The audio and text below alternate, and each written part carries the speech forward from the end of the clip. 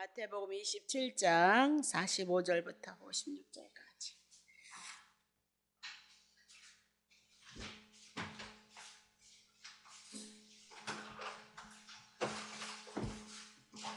마태복음 27장 45절부터 56절까지 보겠습니다. 다 보셨죠? 제6시로부터 온 땅에 어두움이 임하여 제9시까지 계속하더니 제9시쯤에 예수께서 크게 소리질러 가라사대 엘리 엘리 라마 사박다니 하시니 이는 곧 나의 하나님 어찌하여 나를 버리셨나이까 하는 뜻이라.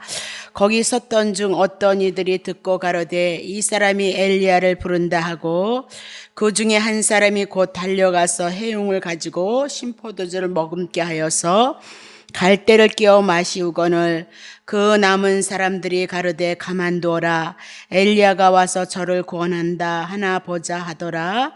그 중 한 군병이 참으로 옆구리를 찔르니 피와 물이 나오더라. 예수께서 크게 소리 지르시고 영원히 떠나시다.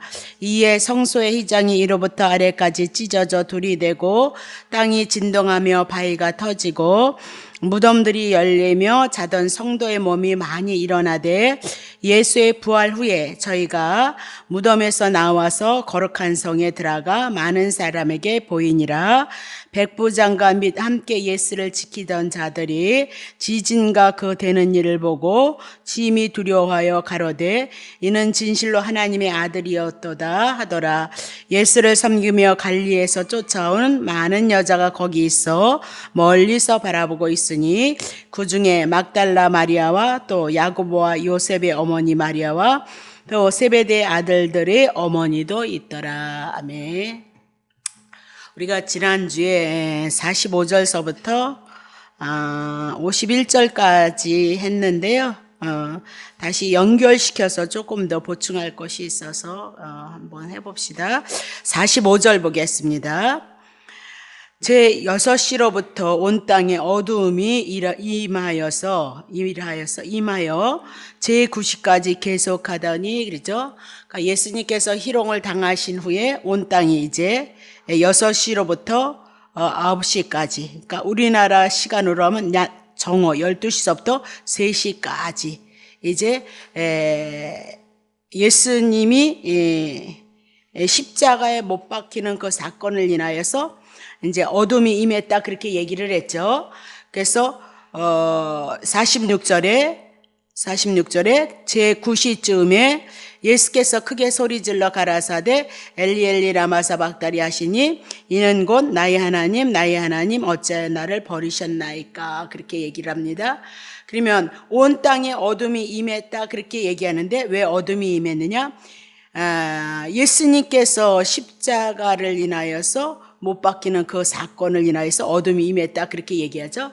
그러면 예수님께서 십자가에 못 박히는 사건, 온 땅에 어둠이 임했다 이 얘기는 하나님께서 46절에 뭐요? 하나님께 버림을 당했다 그 얘기를 하고 있는 거죠. 하나님께 예수 그리스도가 버림을 당함으로 말미암아 온 땅에 어둠이 임했다라고 그렇게 얘기를 하고 있는 거죠. 그러면 예수님이 이렇게 고난을 당하시는 것은 육신적인 것도 있었죠. 물론 예수님의 육체로 인해서 질고를 당한 것도 있었지만 왜 질고를 당하셔야 됐느냐? 온 인류의 진노를 당신이 다 감당하기 위해서 이제 십자가를 향하여서 버림받아지는 일들이 지금 일어나고 있다 그렇게 얘기를 하고 있는 거죠. 그러면 온 땅에 어둠이 임했다 그 얘기는 예수님이 십자가에 못 박혀서 죽으시는데 예수님이 십자가에 못 박히는 사건을 인해서 온 땅에 어둠이 임했다라고 그렇게 얘기를 하거든요. 그러면 요한복음 1장 9절 봐요. 참빛 곧 세상에 와서 각 사람에게 비추는 빛이 있었나니 그렇죠? 예수가 누구예요? 참빛이거든요. 근데 예수님이 십자가에 올라가시면서 죽음의 길을 걸어갔을 때 예수님이 참빛인 것을 우리들에게 증거를 하는 거예요. 그렇죠? 예수님이 십자가에 달리셔서 죽음의 길을 가니까 온 세상이 컴컴하더라 그렇게 얘기를 하고 있는 거죠. 그러면 온 세상이 컴컴하다 그 얘기는 제 가운데 있다 그렇게 얘기를 하고 있는 거고요. 그렇죠? 예수를 잃어버렸을 때 우리의 상태는 어떤 상태요? 제 가운데 있는 상태를 우리들에게 얘기하고 있다 그렇게 얘기를 하죠. 자, 예수가 그러면 그럼 참빛으로 왔는데 어떤 빛이었느냐? 고린도후서 4장 6절. 어두운 데서 빛이 비치리라 하시던 그 하나님께서 예수 그리스도의 얼굴에 있는 하나님의 영광을 아는 빛을 우리의 마음에 비추어줬는데, 하나님께서 예수 그리스도의 얼굴에는 하나님의 영광이 있다, 그 얘기죠. 예수 그리스도의 얼굴에는 뭐가 있어요? 하나님의 영광이다. 그래서 그 하나님의 영광을 아는 빛을 사도 바울 일행에게 줬다, 그 얘기죠. 예수 그리스도의 얼굴엔 뭐가 있어요? 하나님의 영광이 있다. 예수 그리스도의 얼굴에 뭐 있어요? 하나님의 영광이 있다. 그렇게 얘기를 하고 있는 거죠. 그럼 도대체 하나님의 영광의 빛이 도대체 무엇이냐? 고린도후서 4장 4절. 그 중에 이 세상의 신이 믿지 아니하는 자들의 마음을 혼미케 하여서 그리스도의 영광의 복음의 강체가 비치지 못하게 함이니 그리스도는 하나님의 형상이니라, 그렇게 얘기하죠. 그러면 하나님께서 예수 그리스도의 얼굴에 하나님의 영광의 빛이 있다 그래요. 예수 그리스도의 얼굴에 하나님 영광의 빛이 무엇인가 했더니 영광의 복음의 강체이다, 그렇게 얘기해요. 그러면 복음이 예수 그리스도의 얼굴에 하나님의 영광의, 예수 그리스도의 얼굴에 하나님의 영광의 빛이 있는데, 영광의 빛이 뭐래요? 복음에 대한 빛, 복음에 대한 광채이다, 그 얘기입니다. 그러면 예수 그리스도의 얼굴에 하나님의 영광의 빛이 있는데, 하나님의 영광의 빛이 뭐냐? 복음의 광채이다, 그렇게 얘기하죠. 그럼 복음의 광채가 뭐냐? 예수님이 우리를 위해서 죽으시고 우리를 위해서 살리시는 것이 영원전서부터 하나님이 계획하셨던 일이고, 창세기서부터 제 가운데 있는 우리를 향해서 창세기 3장 15절 여인의 후손을 통하여서 우리를 살릴 것을, 하나님의 아들들 될 것을 향해서 말씀하고 있음으로 말미암아 예수님의 얼굴에 있는 하나님의 영광이 뭐예요? 복음이다, 그 얘기입니다. 그러니까 여러분을 위해서 죽으시고 여러분을 살리는 거, 그것이 뭐예요? 빛으로 오신 예수 그리스도의 사역인데, 예수님이 지금 우리의 죄악을, 인류의 죄악을 담당하시기 위해서 예수 그리스도가 3일 죽으시고 음부에 내려가셔서 3일 만에 부활해야 되는데, 지금 예수님의 죽으심을 인해서 온 땅에 어둠이 임했다. 참빛인 예수 그리스도가 이루어짐으로 말미암아 세상은 어둠 가운데 거할 수밖에 없다, 그 얘기를 해나가고 있는 거죠. 자, 그러면 다시 보겠어요. 49절. 자, 49절. 그 남은 사람들이 가로되 가만두어라, 엘리야가 와서 저를 구원하 보자. 그리고 조롱을 했는데, 그중 50절 쳐보세요. 그 중에 다시 보세요. 49절 한 번 더 쳐보세요. 그것밖에 없나 보죠? 예? 아니요. 다시 봐요. 제 책에는 이렇게 나와 있는데, 그 남은 49절 쳐보세요. 그 남은 사람들이 가로되 가만두어라, 엘리야가 와서 저를 구원하나 보라 하다 보자, 그렇게 얘기하고, 그 중 한 군병이, 여러분 책에는 없어요? 저 거만 있나 봐요. 예. 자, 그 중에 한 군병이 창으로 옆구리를 찔렀어요. 죽었나 안 죽었나 확인하기 위해서 창으로 찔렀는데, 그 찔르니까 뭐가 쏟아졌냐면요, 피와 물이 나오더라라고 그렇게 얘기해요. 그럼 예수 그리스도가 십자가에서 이제 죽었는지 안 죽었는지 확인하기 위해서 창으로 옆구리를 찔렀는데 뭐가 나왔대요? 피와 물이 나왔다. 이게 굉장히 중요한 사건이거든요. 그래서 이거를 좀 다룰까 생각하거든요. 그러면 예수님께서 창으로 옆구리를 찔렸다, 옆구리를 찔렸다, 그 얘기죠? 자, 그러면 옆구리 찔린 것을 이민아도 구약 성경서부터 예언을 했어요. 언약을 하셨단 말입니다. 자, 창세기 2장 21절. 찔렸으니까, 죽었으니까 피와 물이 나온 거예요. 여호와 하나님이 아담을 깊이 잠들게 하시매, 그러면 아담은 뭐예요? 죽는 거예요. 깊이 잠들었다, 그 얘기는 죽었다, 그런 얘기거든요. 그러니까 잠들매 그가 갈빗대 하나를 취하고 살로 대신 치우는데, 2절 보세요. 여호와 하나님이 아담에게서 만드신 그 갈빗대를 여자로 만드셨다, 그 얘기죠. 그리고 그를 아담에게로 이끌어 오시니 뼈 중에 뼈 중에 살 중에 살이다, 이렇게 해서 부부가 되어지고 하나가 되어졌다, 그 얘기죠. 그러면 영적인 하나님의 말씀이니까 구약 성경을 수건을 벗기면 누가 나와요? 예수 그리스도가 나온다, 그렇게 얘기했습니다. 자, 그러면 아담이 남자였는데 깊이 잠들게 했다, 죽었다, 그 얘기입니다. 그래서 갈빗대 하나를 취하여서 누구를 만들어요? 여자를 만들더라, 그렇게 얘기했어요. 그럼 신약 성경에 와서 이 얘기는 남자는 예수 그리스도를 얘기해요. 그럼 예수 그리스도가 우리를 위해서 십자가에서 죽으셔서 창에 찔림으로 뭐예요? 갈빗대 취하듯이 지금 어디에 찔림을 받아요? 갈빗대에 찔림을 받는 거예요. 그래서 죽었다, 아담이 죽어서 깊이 잠들게 했던 것처럼 예수님도 십자가 찔리심으로 말미암아 죽은 것을 뭐요? 피와 물로 증거를 하고 있더라. 그렇게 얘기를 하고 있는 거죠. 그러면 여자를 만들었다, 그 얘기는 아담의 아내를 만들었다, 하와를 만들었다, 그 얘기죠. 그러면 신약 성경에 와서 남자이신 예수 그리스도가 십자가에서 우리를 위해서 죽으심으로 말미암아 누구를 만들죠? 여자 신부 교회 여러분과 나를 만든다, 그렇게 얘기를 많이 드렸죠. 자, 요에베소서 5장 31절. 이러므로 사람이 부모를 떠나 그 아내와 합하여 그 둘이 한 육체가 되는지 부부끼리 이렇게 잘해라, 그 얘기죠. 남자는 여자를, 여자는 아내를 이렇게 하는데 그걸 다 비유로 들었어요. 그걸 누구로 비유로 드냐면요, 부모를 떠나서 아내와 합하여 둘이 한 육체가 되는데 남자와 여자를, 2절 보세요. 이 비밀이 크도다. 그 비밀이 크도다. 우리들에게 비유로 얘기한 거라는 거죠. 내가 그리스도와 교회에 대해서 얘기를 하고 있다는 거예요. 남편과 아내에 대한 문제를 남편 되시는 분 예수 그리스도를, 남자를 얘기하고 아내를 누구래요? 교회로 말하고 있다. 그러니까 교회가 누구예요? 여러분과 나다. 그러니까 아담이 잠들어서 갈빗대를 취함으로 말미암아 하와를 만들었던 것처럼 예수님이 이 땅에 남자로서 신랑으로서 오셔서 우리를 위해서 갈빗대를 인하여서 창에 찔림으로 물과 피를 쏟으셔서 죽으심으로 오늘 누굴 만들죠? 여러분과 나를 만든다. 그렇게 얘기를 해 나가고 있는 거죠. 자, 그러면 아담이 죽고 하와가 생겼던 것, 그러면 예수님이 죽고 오늘 성도가, 교회가 생겼던 것을 우리들에게 말씀하고 있다, 그 얘기예요. 자, 다시 보겠어요. 그러면 예수님의 창으로 옆구리를 찌르니까 피와 물이 나오더라. 물론 죽었다, 그 얘기입니다. 그런데 피와 물이 무엇을 상징하고 있는지 우리는 분명히 알고 넘어가야 된다, 그 얘기죠. 야, 피와 물 이거 증거한 데가 있어요. 요한일서 5장. 예수께서 하나님의 아들이심을 믿는 자가 아니면 세상을 누가 이기겠냐, 그 얘기입니다. 우리가 뭐 이겨요? 못 이겨요. 예수님이 이겨놓으신 거, 우리가 뭐다? 예수님을 영접함으로 예수님이 이겨놓으신 것이 내 안에 쏙 들어와 버려서 이 하나님의 아들 예수를 믿는 우리가 이긴 자다, 그렇게 얘기하죠. 그럼 뭐에 대해서 이겼느냐? 죄에 대해서 이긴 거죠.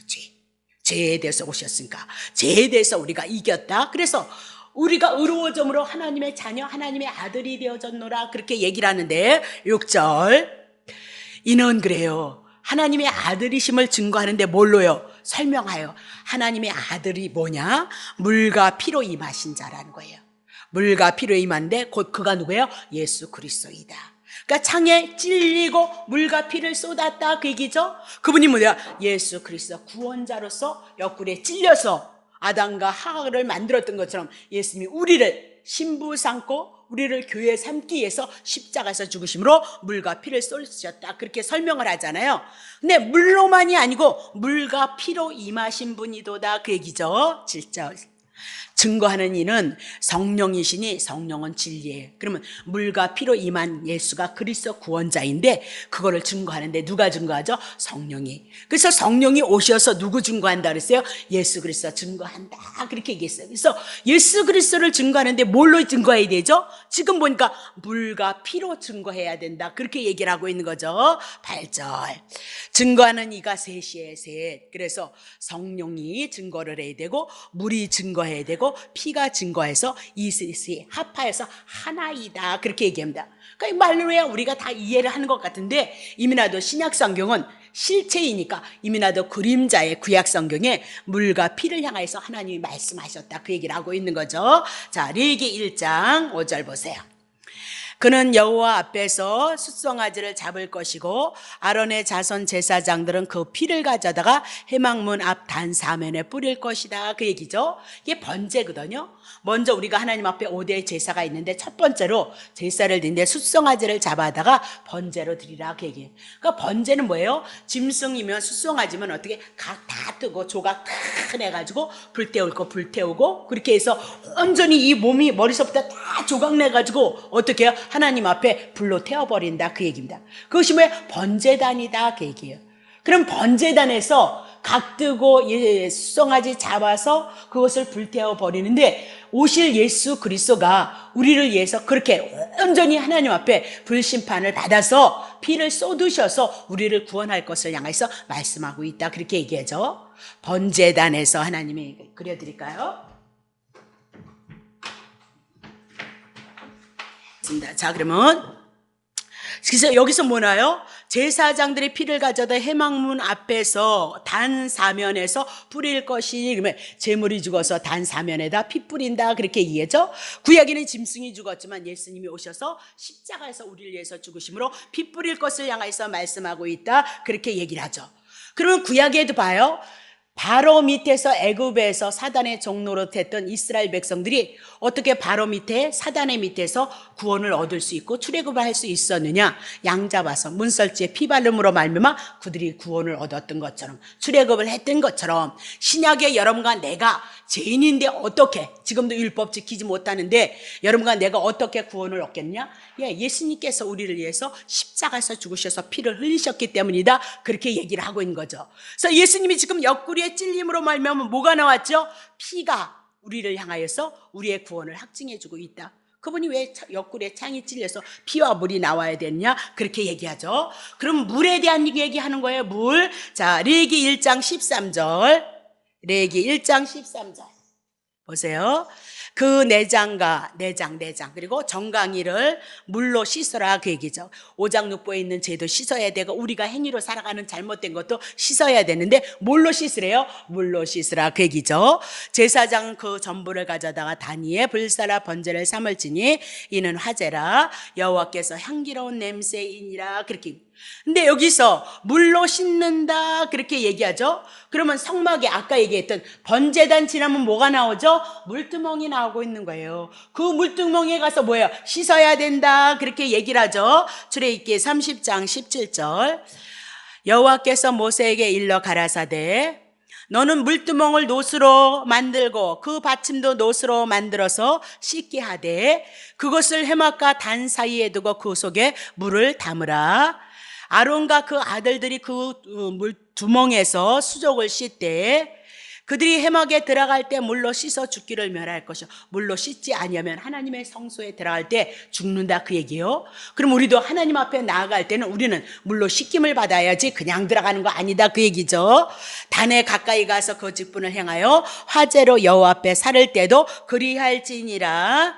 이와 같이 그들이 그 수족을 씻어 죽기를 면할지니 씻지 않으면 죽는다 그 얘기예요. 우리도 죄 씻음을 받지 않으면 죽어요. 예수 그리스도를 통해서 죄 씻음을 받아야 된다 그 얘기죠. 이는 그와 그 자손이 대대로 영원히 지킬 규례이니라 라고 그렇게 얘기를 하고 있어요. 그러면 제사장들에 대해서 얘기를 하는데 지금 성소와 지성소에 들어갈 때 하나님 앞에 제사를 드려갈 때 늘 반드시 물두멍에도 뭐 해야 돼요? 씻어야 된다라고 그렇게 얘기고 씻지 않으면 죽는다. 즉시 징계가 내렸다라고 그렇게 얘기를 하고 있어요. 자, 그러면 출애굽기 38장 8절 보세요. 그가 노스로 물두멍을 만들고 그 받침도 노스로 하였으니 이 곧 회막문의 앞에서 수정도는 여인들의 거울로 만들었도다 그렇게 얘기하면서 노스로 물두멍을 만들었도다. 노스를 통하여서 늘 보면서 내가 죄인인 것을 알고 깨달아서 그곳에서 씻고 나서 하나님 앞에 나아가야 된다 그 얘기죠. 그럼 물로 씻는 것이 도대체 뭐냐? 물로 씻는 것이 히브리서 10장 22절 우리가 마음의 뿌림을 받아서 양심의 악을 깨닫고 몸을 맑은 물로 씻었다. 아니 어떻게 마음에 뿌림받은 악을 양심에 대한 이 악을 어떻게 물로 맑은 물로 씻을까요? 여러분 마음이 물로 맑은 물로 씻어지나요? 영적인 말씀이니까 그렇죠? 우리들에게 의미 두고 있는 거죠. 그래서 몸을 맑은 물로 씻었으니 참 마음과 온전한 믿음으로 하나님께 나아가자. 그럼 여기서 양심의 악 마음의 뿌림을 받아서 내가 죄인인 것을 깨닫는 것을 우리가 씻었다 그 얘기를 하고 있죠. 그럼 여러분의 죄악 무엇으로 씻는 거예요? 예수님이 십자가에서 피 흘리시고 그리고요 물 쏟으심으로 우리가 깨끗이 씻음을 입었다 그렇게 얘기를 하고 있죠. 자, 에베소서 5장 25절 남편들아 아내 사랑하기를 그리스도께서 교회를 사랑하시고 위하여 자신을 주신 것 같이 하라. 이는 곧 물로 씻어 말씀으로 깨끗게 하셔서 거룩하게 하시고 자기 앞에 영광스러운 교회로 세우사 티나 주름 잡힌 거나 이런 것들이 없이 흠이 없게 하나님 앞에 쓰기 이해합니다 그 얘기죠. 26절 다시 쳐보세요. 물로 씻었다는 거예요. 물로 씻어서 말씀으로 깨끗게 하사 거룩하게 하시고. 그러면 물로 씻은 것이 곧 뭐예요? 말씀으로 씻어졌다는 거죠. 그러면 어떤 말씀으로 씻어지느냐 이 말입니다. 율법의 말씀이냐 복받아라의 말씀으로 우리에게 죄가 양심에 있는 악이 깨 씻어지느냐 말입니다. 예? 예? 만사형통하게 교회에다 충성하십시오. 그런 말로 여러분과 내가 씻어지느냐 그렇게 묻고 있는 거죠. 자, 그러면 베드로전서 1장 23절 너희가 거듭난 것 물과 성령으로 거듭난 것 썩어질 씨로 된 것 아니고 썩지 아니할 씨로 된 것인데 하나님의 살아있고 항상 있는 말씀. 그러면 하나님의 살아있는 항상 살아있는 하나님의 말씀으로 되어졌다. 하나님의 말씀으로. 그럼 그때는 신약도 예수 그리스도니까 구약엔 다 누구 증거하죠? 그리스도 증거한다 그렇게 얘기했죠. 그럼 모든 성경에 누구 증거한대요? 예수 그리스도를 증거한다. 예수 그리스도를 증거하는 그 말로 여러분과 내가 깨끗함을 얻어요. 물로 씻음을 받는 것처럼 여러분과 내가 죄악에서 깨끗함을 씻을 것을 말씀하고 있다 그 얘기죠. 25절 오직 주의 말씀은 세세토록 있다 하였으니 너희에게 전한 복음이 곧 이 말씀이니라. 그래서 구약에도 예수 그리스도를 증거함으로 말미암아 복음을 그림자로 증거하고 신약에 와서는 예수가 온전히 그 말씀을 이루심으로 말미암아 복음이도다라고 그렇게 얘기를 하고 있는 거죠. 자, 그러면 열왕기하 5장 14절 보세요. 열왕기하 나만 장군 여러분 너무 잘 알잖아요. 그래서 7번 요단강에 들어갔다 나갔다 해서 그 문둥병이 깨끗함을 얻었다 그렇게 얘기했죠. 그러면 나만 장군이 어디든 요단강에 들어갔어요. 요단강에 들어가서 7번 물에 7번 몸을 잠그니까 그 살이 여전해져서 깨끗하게 되어졌다 그렇게 얘기하죠. 그럼 마태복음 8장에 보면 예수님이 처음 오셔서 고친 자가 누구냐면요 문둥병자예요. 문둥병자. 그러면 나만이 지금 하나님의 말씀에 순종한 것, 내가 그 말씀에 순종한 건 맞는데 그 말씀에 순종하라가 그 얘기보다는 나만 장군 문둥병은 죄인이다 그 얘기입니다. 그 죄인이 어디 가서 씻어요? 요단강에 가서 7번 완전히 씻음을 받는 거죠. 요단강이 뭐예요? 예수님이 오셔서 요단강에서 뭐 받으시죠? 이스라엘 백성들이 세례, 죄 가운데 그 자기네들의 죄를 다 담가놨던 그곳에 가서 세례를 받으신다. 예표예요. 요단강에 오셔서 요단강이란 하나님의 나라 가나안 땅 들어가기 이전의 상태를 요단강이에요. 반드시 요단강을 건너야만 가나안 땅이 들어가지거든요. 그럼 요단강은 뭐예요? 세상을 얘기해요. 제약된 세상. 근데 그 제약된 세상에 누가 와요? 예수 그리스도가 오셔서 여러분과 나를 위해서 세례를 받으셨다 그렇게 얘기를 하고 있어요. 순종의 문제가 아니고 요단강에 가서 나만 장군이 죄인이기 때문에 예수님께서 세례를 받으실 그곳에 가서 자기의 죄를 전가시킨 거죠. 예수님 앞에 전가시켜서 예수님을 인해서 마태복음을 통해서 나만 장군이니 문둥병에 걸렸던 거 첫 번째로 오셔서 누구를 고치냐? 문둥병을 고치고 있더라 그렇게 얘기를 하고 있는 거죠. 순종이 아니다 그 얘기예요. 다 누구에 대한 얘기예요? 복음에 대한 얘기다. 그러면 나만 장군이 요단강에 가서 7번 몸을 담갔다. 그게 복음이다 그렇게 얘기를 하고 있는 거죠. 복음이다. 자, 그러면 7번 들어갔기 때문에 온전히 깨끗해진 것이다 라고 그렇게 하고 이스라엘 백성이 회개의 세례를 베풀었던 그곳에 예수님이 오셔서 그들의 회개의 세례를 다 안고 품고 죽고 부활하실 것을 말씀하고 있는 것이 어디예요? 요단강 요단강의 세례의 사건이다 그렇게 얘기를 하고 있는 거죠. 보세요. 요한복음 12장에 보면 예수님이 이제 에루살렘을 향하여서 십자가를 지기 위해서 올라가고 있다 그렇게 얘기를 하고 있어요. 그러면 에루살렘을 향해서 십자가로 올라간다 그 얘기는 지금 우리들에게 나그에는 번제단을 향해서 말씀해요. 왜 올라갔냐? 십자가에서 죽기 위해서 불에 태워져서 죽었던 것처럼 그런 불의 시험을 받으시고 십자가에서 죽을 것을 말씀하시고 베드로가 씻기는 사건이 있거든요. 요한복음 13장 14절 봅시다. 내가 주와 또는 선생이 되어서 발을 씻길. 그래서 이거를 물세례가 뭐예요? 세족식 가지고 이렇게 해서 그거 한 번이나 눈물을 찔끔 흘리는지 모르지만 2번, 3번 해가지고 나는 웃기기만 하던데 어떤 사람은 눈물이 났다 그러대. 근데 어쨌든 그런 사건이 아닌 거예요. 그렇게 해서 겸손해지고 그렇게 해서 마음이 애틋해질 거 그냥 한 번에 해보게 그런 얘기가 아니라니까요. 그러니까 내가 주와 또는 선생이 돼서 하나님이 되시고 그들을 가르치는 선생이 돼서 너희의 발을 씻겼다 그 얘기예요. 그러면 이 발 씻겼다는 얘기는 뭐예요? 죄를 씻겼다 그 얘기를 하고 있는 거죠. 죄에 대한 얘기를 씻겼다 그 얘기지. 그러니 너희도 서로 어떻게 해요? 발을 씻기는 자가 되어지도록 하라 그렇게 얘기해요. 그럼 발을 씻긴다면 뭐예요? 예수 그리스도를 인하여서 복음을 인하여서 우리가 죄의 용서를 받았던 것처럼 우리가 그 은혜를 잊고 우리가 뭐 해야 돼요? 발을 씻기는 자, 죄의 문제, 복음의 문제 가지고 그들의 죄를 씻기는 그 사명을 우리가 받은 자들이 감당해야 된다. 예수님의 제자들이 그 사명을 감당해야 된다. 그렇게 얘기를 하고 있는 거예요. 자꾸 문자로 푸시면 안 된다 그랬어요. 5절 보세요. 내가 너희에게 행한 것 같이 너희도 행하게 하려 해서 본을 보였도다라고 그렇게 얘기를 하고 있는 거죠. 그럼 베드로의 발을 씻기는 그 사건은 뭐예요? 죄를 씻기는 사건이다 그렇게 얘기하고 있죠. 그래서 예수님의 제자들이 뭘 전해요? 복음 전함으로 말미암아 이 복음을 인해서 많은 사람들이 죄 용서함을 받고 구원을 얻게 하는 그 사역이 오늘 우리까지 이루어졌도다라고 그렇게 얘기하면서 물두멍에 대한 비유이다 그렇게 얘기를 하고 있는 거죠. 그럼 봐요. 요한일서 5장 7절 물 해결했어요? 피 해결했어요? 다 해결했어요. 오늘 이 사연에. 자, 증거하는 이는 성령이신데 성령은 진리예요.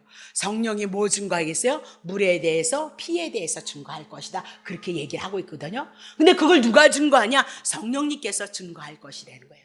그러면 성령은 뭐냐? 진리이다 그렇게 얘기를 하고 있어요. 그러면 진리는 변하지 않는 것이 진리예요. 다 변해요. 안 변하는 것이 뭐예요? 세월 따라서 안 변하는 것이 어디 있어요? 근데 한 가지만 안 변해. 하나님이 영원전서부터 언약하셨던 그 말씀을 가지고 아담 때서부터 우리 주님이 요한계시록에 이르기 때까지 이 하나님의 말씀을 가지고 하나님의 구원의 사역을 이루는 이 하나님의 말씀은 변하지 않아요. 그래서 뭐예요? 진리예요. 우리가 하나님께로부터 시작이 돼서 나왔어요. 그러면 하나님 앞에 돌아가는 것만이 진리예요. 그래서 예수 그리스도를 통해서 우리가 하나님 앞에로 돌아가니까 예수만이 뭐예요? 진리이도다라고 그렇게 말씀하고 있거든요. 자, 그러면 요한일서 5장 증거하는 이는 성령이신데 성령은 진리이도다 그렇게. 그러면 성령은 진리라면 진리는 또 무엇이냐?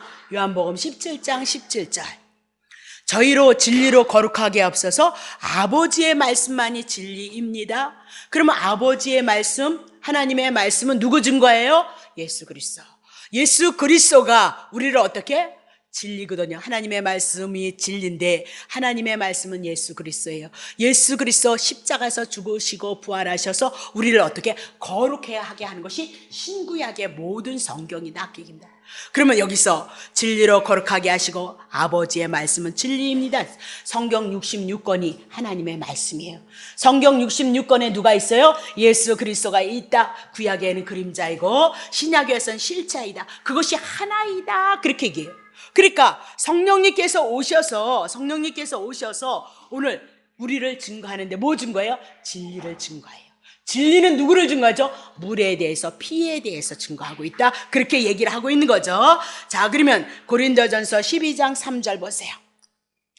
그러므로 내가 너에게 알게 하느니 하나님의 영으로 말하는 자는 하나님의 성령, 예수 믿어서 하나님의 성령이 임한 자는 누구든지 예수를 저주할 자라 하지 않고 또 성령으로 아닌 것은 누구든지 예수를 주시라 할 수 없도다 그렇게 얘기를 하고 있어요. 그러니까 그런 게 신기한 거. 어떻게 우리에게 이 믿음이 와져서 예수님이 하나님 되시고 하나님의 아들 되신 그분이 십자가를 통해서 우리의 구원을 이루셨다는 것을 어떻게 믿게 했느냐? 하나님의 영이 오셔야 된다 그래요. 그래서 영이 오시면 하나님의 성령이 오시면 진리의 영이 오셔서 뭘 증거한대요? 예수님이 피가 되시고 물이 되어져서 십자가에서 죽으셨던 그 증거를 성령님이 증거한다. 예수 그리스도 그 십자가를 통하여서 하나님의 구원을 받는 그 모든 것들은 성령이 증거하고 성령이 받지 않은 사람은 그것을 믿을 수 없다 그 얘기예요. 그런 사람들은 어디 가야 되냐? 복 받으라 하는 데 가시면 그거 믿어진다 그 얘기예요. 20년이 되고 30년이 안 됐는데도 그것 가지고 아직도 거기에 눈 뜨지 못하고 있으면 어떡하냐 그렇게 얘기를 하고 있는 거죠. 자, 그러면 요한복음 14장 17절 저는 진리의 영 나왔어요. 진리의 영이 뭐래요? 예, 성령인데 성령이 뭐 증거해요? 예수님이 창에 찔리셔서 피와 물을 증거한다 그렇게 얘기했죠. 그러면 세상은 능히 저를 받지도 못하나니 이는 저를 보지도 못하고 알지도 못함이라. 그러나 너희는 저를 아나니 저는 너희 속에 함께 하겠으며 너희 속에 계시겠음이라. 그러면서 이것이 뭐예요? 보혜사 성령 보내주는 사건을 우리들에게 말씀하고 있다 그렇게 얘기를 하고 있죠. 그러면 성령은 진리이다. 진리가 뭐래요? 보혜사다. 그렇게 얘기를 하고 있죠. 그러면 성령님의 역사 없이는 복음도 깨달을 수 없고요, 진리도 깨달을 수 없고요, 우리가 임마누엘이 되셔서 함께하고 있다는 사실도 믿어지지 않는다 그 얘기죠. 근데 여러분은 말씀만 들으면 자꾸 믿어진다 그 얘기죠. 그게 은혜가 되어지고 힘이 되어지더라 그렇게 얘기하죠. 그러면 여러분 누구예요? 그리스도의 영이, 성령님이 여러분에게 내주했기 때문에 그 믿음의 역사가 여러분 속에서 있는, 여러분이 찬양하면 예수님의 그 곡조에 맞춰서 예수님의 은혜와 사랑을 기억하고 예수님의 사랑을 고백해 나가는 거는 왜 그랬을까요? 성령님이 내주하시기 때문에 그렇다 그 얘기를 하고 있는 거죠. 자, 다시 보겠어요. 자, 그러면 요한일서 5장 8절 보세요. 요한일서 5장 8절. 증거하는 이가 셋이에요. 성령과 물과 피라. 또한 이 셋이 합하여서 하나이도다 그렇게 얘기죠.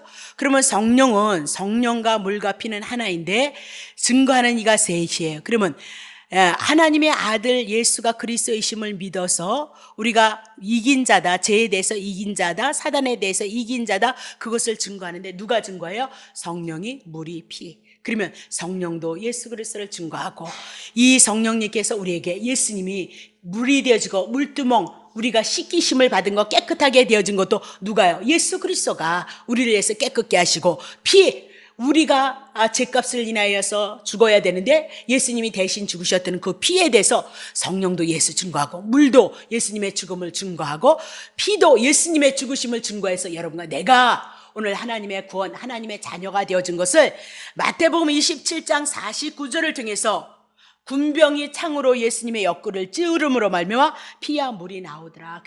이 피와 물이 나옴으로 말미암아 이제 성소의 휘장이 찢어지고 죽었던 자들이 살아남으로 말미암아 그들에게 확실한 하나님의 그 구원의 사역에 반열에 쓴 것을 증거해 나간다. 그렇게 얘기를 하고 있는 거죠. 자, 다시 보겠습니다. 마태복음 27장 50절. 이제 피와 물이 다 쏟아졌어요. 그리고 나서는 예수께서 이제 다시 크게 소리 지르고 영원히 떠나가신 거죠. 그럼 물과 피를 쏟으신 건 누구 때문이에요? 여러분을 구원하시기 위해서 물과 피를 쏟으셨도다. 그걸 누가 증거하느냐? 성령이 증거한다. 하나님의 성령이 오셔서 물과 피를 증거하는데 예수님이 우리를 위해서 물을 그리고 피를 흘리신 것을 증거하고 있다. 그렇게 얘기를 해 나가고 있는 거죠. 51절 보세요. 그러니까 예수님이 죽으셨어요. 죽으셨는데 성소의 휘장이 위에서부터 찢어졌죠. 찢으면 밑에서부터 이렇게 찢어야 되는데 위에서부터 확 찢었다 그렇게 얘기했죠. 성소의 휘장이 위로부터 아래까지 찢어져서 둘이 되어지고 땅이 진동하며 바위가 터졌더라 그렇게 얘기를 하고 있죠. 그럼 이상한 거예요. 예수님이 십자가를 죽으실 때 성 밖에서 골고다 언덕에서 십자가에서 죽으시잖아요. 예수님이 거기서 죽으셔서 떠나셨거든요. 근데 아니 예수님이 죽자마자 이 성막이, 성전 안에 이 성막에 휘장이 찢어지고 있는 거예요. 밖에서 예수님은 죽으셨는데 어디에서 찢어져요? 성소 안에 있는 휘장이 찢어졌더라라고 그렇게 얘기를 하고 있는 거죠. 그러면 성전에서 휘장이 찢어진 거, 자, 출애굽기 25장 8절. 내가 그들 중에 성소를 그들을 위해서 나를 위하여 지으라. 성소 지으라고 하신 분도 하나님이시죠. 26장 33절. 그 장 휘장을 갈고리 아래로 들여온 중에 증거궤를 그 장 안에 들여놓으라. 그 장이 너희를 위하여 성소와 진성소를 구별하리라. 아까 얘기했죠. 이렇게 딱 놓고 여기 커튼을 친 거죠. 그래서 여기는 지성소, 여기는 성소다. 이 커튼이 있었다. 이것이 휘장이다. 그렇게 얘기를 하죠. 그럼 왜 휘장을 쳤을까요? 하나님이 이렇게 만들려고 그랬거든요. 이 지성소는 법궤가 있으니까 이곳은 하나님이 임재하는 장소거든요. 그러면 죄인이 하나님 앞에 죄 문제 온전히 해결하지 않고서는 하나님 앞에 나아갈 수 없다 그 얘기예요. 그래서 휘장이 치워져 있어. 1년에 대제사장만이 한 번씩이 성소에 들어갈 수 있었다 그렇게 얘기를 하고 있거든요. 자, 그러면 왜 도대체 휘장을 치게 하셨을까? 왜 그것을 이렇게 하라고 했을까? 뜻이 있을 거 아니겠느냐 그 얘기죠. 이사야 59장 2절. 오직 너희의 죄악이 너희와 너희 하나님의 사이를 내었고 너희의 죄가 그 얼굴을 가리워서 너희를 듣지 않게. 자, 휘장이 치워진 것은 하나님의 지성소, 하나님의 임재정소에 들어가지 못하는 건 뭐 때문이에요? 죄 때문이다. 그래서 못 들어가게끔 뭐가 쳐졌죠? 휘장이 쳐 있다라고 그렇게 얘기를 하고 있는 거죠. 자, 그러면 히브리서 10장 4절.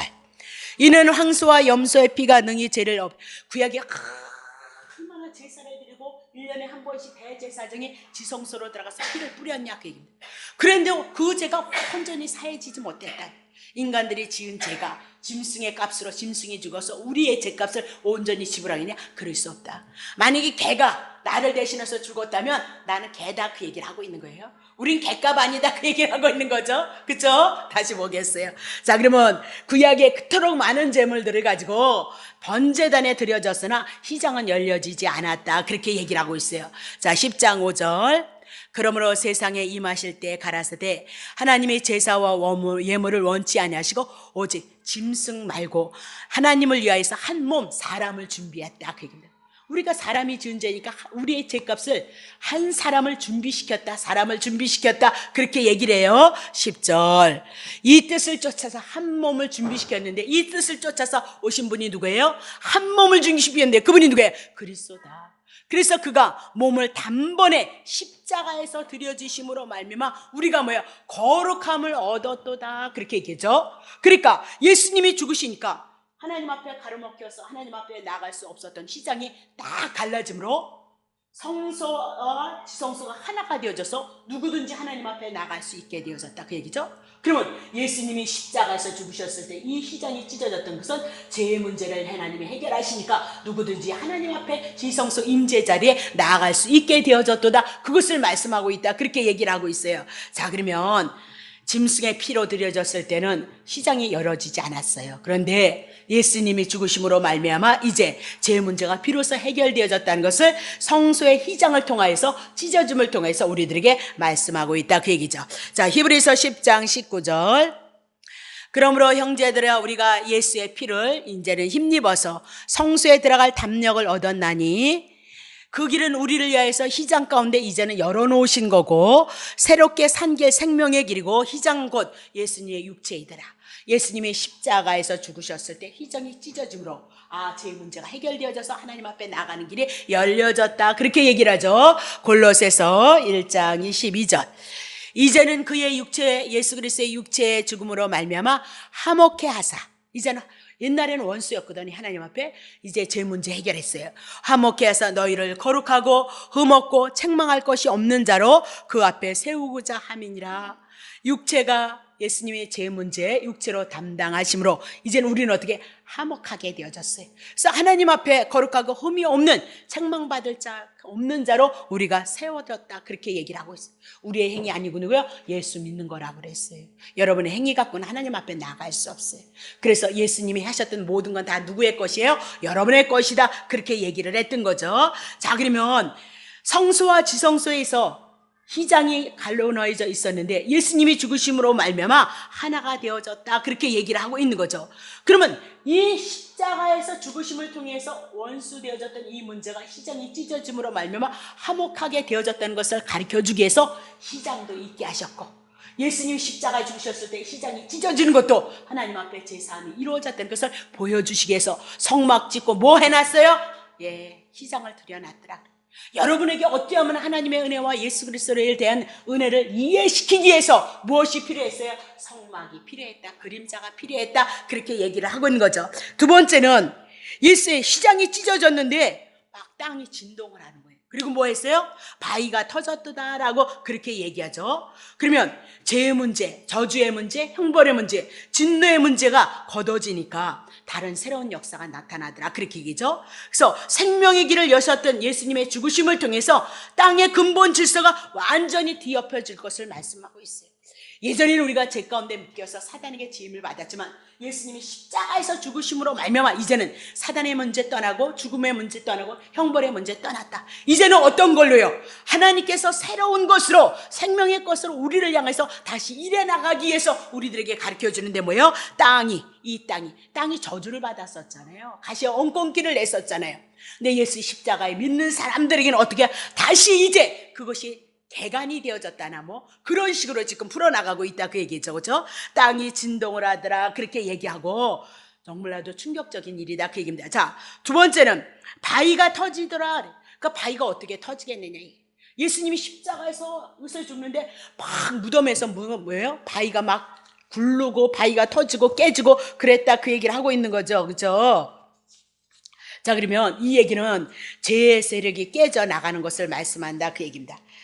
단단해서 어떤 것도 깨트릴 수 없었던 것들이 깨어져 나간다 그 얘기는 죄의 세력이 깨어져 나가고 우리가 붙잡고 있던 죄를 인하여서 죄의 멍에와 사슬이 깨트려지는 것을 말씀하고 있다 그렇게 얘기를 하고 있는 거죠. 그리고 52절에 보니까 뭐가 열려요? 무덤이 열렸어요. 그리고 자던 성도들이 많이 일어났도다 그렇게 얘기하죠. 그럼 무덤이 열렸다 그 얘기는 음부의 세계가, 사망의 권세의 세계가 깨어졌다 그래.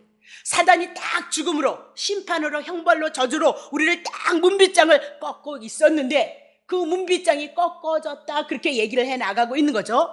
그리고 그 문빗장이 깨어지고 나니까, 사단의 문제가 깨어지고 나니까 자는 성도들이 몸이 정말 살아났다는 거예요. 이 실질적인 사건이라는 거예요. 그럼 어떻게 자던 사람이 일어나? 아니, 돌이 깨지고 무덤을 닫고 있던 그 돌들이 깨지고 부서짐으로 말미암아 사단의 권세가 무너지는 것을 보여주더니, 사단의 권세가 보여지기만 한 것이 아니라 실제로 우리에게 보여주다는 거예요. 뭐죠? 자던 성도들이. 그러면 예수님이 오기 전까지 예수님을 믿다가, 예수님이 오기 전까지 예수님을 믿다가 바라보다가 예수님을 믿다가 기다리다가 죽었던 성도들이 있다 그 얘기예요.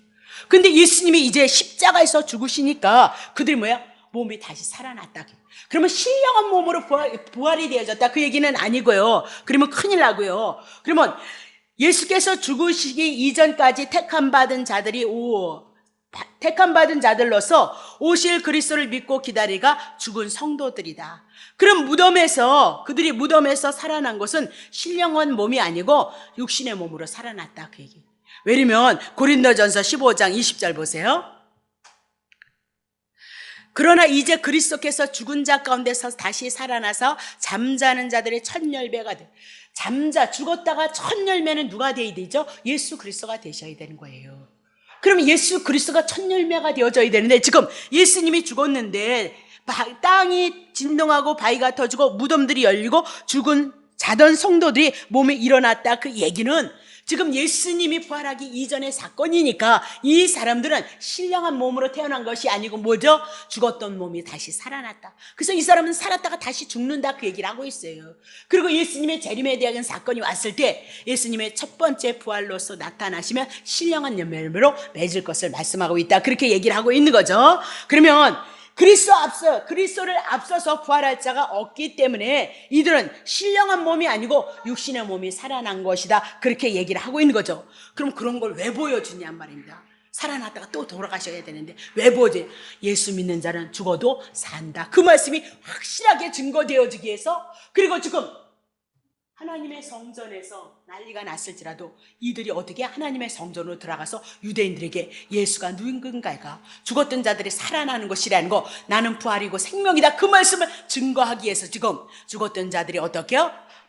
많이 일어났다라고 그렇게 얘기를 하고 있는 거죠. 자, 53절 보세요. 예수의 부활 후에 53절, 예수가 부활 후에 저희가 무덤에서 나와서 거룩한 성에 들어가 많은 사람에게 보이니라 그렇게 얘기하죠. 그러면 그들이 부활 후에 무덤에서 나와서 거룩한 성에 들어가서 많은 사람들에게 보여줬다 그 얘기를 하고 있습니다. 그러니까 죽었다 살아난 사람들이 예수님의 부활하신 후에 무덤에 나와서 예수님의 성으로 들어가서 많은 사람에게 보임으로 예수님이 곧 하셨던 그 말씀이 진리라는 것을 보여주고 있는 거죠. 진리라는 거. 예수님이 십자가에서 죽으셔서 물과 피를 쏟으시고 영혼 떠났거든요.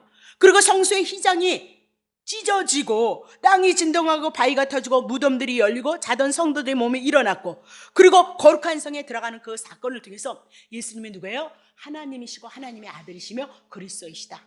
물과 피를 증거하셨던 성령이 세계가 다 하나인 것을 증거하는데 그건 누구다? 메시아이고 그리스도이심을 증거해 나가고 있다 그렇게 얘기를 하고 있죠. 54절 보세요. 백부장과 함께 예수를 지키던 자들이 지진이 그 되는 일을 보고 심히 두려워해서 이는 진실로 하나님의 아들이었도다 그렇게 얘기를 하고 있는 거죠. 근데 여기서 보면 대제사장, 백성들의 장로, 그죠? 서기관, 높은 지위에 있는 사람들은 뭐 변화가 있었다 그런 얘기는 아무것도 없어요. 오히려 십자가 밑에서 예수님을 지키던 로마 군인 백부장, 신분이 낮은 군병들, 그들이 보고 두려워서 예수님은 정말 하나님의 아들이었구나 그렇게 깨달았다 그렇게 얘기를 하고 있는 거죠. 그러니까 안 깨달을 수가 있나요? 봐요. 땅이 3시간 어두워졌다. 예수님의 고난을 받았을 때 빛을 잃어버린 사건이 있었다. 그렇게 얘기를 하죠. 성소의 회장이 둘로 찢어졌다. 그러면 구약의 율법을 완성시킴으로 말미암아 죄가 용서되어졌다. 우리가 하나님의 한복하게 되어졌다. 그 얘기죠. 땅이 진동하고 바위가 터졌다. 그 얘기를 하면서 땅에 대한 심판, 사단의 나라가 무너진 것을 보여주고 있다. 그렇게. 근데 더 중요한 것은 무덤이 열려버리고 죽었던 사람들이 살아나오니 어떡하냐 이 얘기. 그리고 어디로 들어가요? 바라 그러면서 하나님의 성전에 들어갔다는 거예요. 그럼 예수님의 십자가 죽으신가 부활하심에 대한 그 사건을 통해서 예수가 누구인가를 우리들에게 말씀하고 있다. 그 얘기라고 하죠. 그 지금 일어나는 모든 사건들은 다 누구를 위함인 거예요? 여러분과 나를 위함인 것을 증거해 나가고 있다. 그렇게 얘기를 하고 있는 거죠.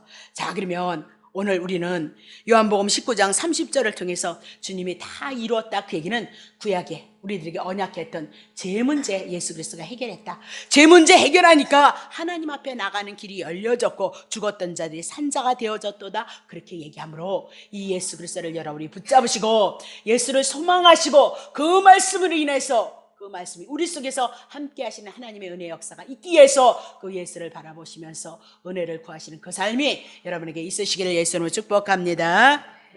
하나님 아버지 고맙습니다. 예수님의 죽으심을 증거하면서 우리를 위해서 피와 물을 흘리심으로 그분이 메시아이시고 그리스도이시고 피와 물이 흐름으로 옆구리를 찔름으로 예수 그리스도의 신부가 탄생이 되어지는데 그 탄생되어지는 그 모습들을 우리들에게 보이시고 알리셨사오니 하나님 아버지 말씀으로 듣는 것도 이해가 되어지면 은혜가 되어지나이다. 그런데 하나님 아버지 이 말씀이 우리의 영혼 속에 생명이 되어지지 아니한다면 아무 소용이 없습니다. 이 말씀으로 예수 그리스도를 바라보게 하시고 이 말씀으로 우리들에게 생명으로 나타나게 하셔서 하나님의 놀라우신 은혜와 은총의 역사가 사랑하는 성도들의 삶 속에서 나타나고 증거되게 하셔서 우리가 더더욱 예수 그리스도 한 분을 바라보고 하나님의 귀하신 은혜를 힘입어 갈 수 있도록 진리 안에서 생명의 역사가 나타날 수 있도록 주님이여 축복해 주시옵소서. 우리가 하나님 이것을 위해서 간구하고 기도하겠사오니 주님 함께 하여 주시고 주의 성령의 역사가 함께 하시는 귀한 시간 되게 하여 주시옵소서. 감사드리며 예수 그리스도의 이름으로 기도하옵나이다. 아멘.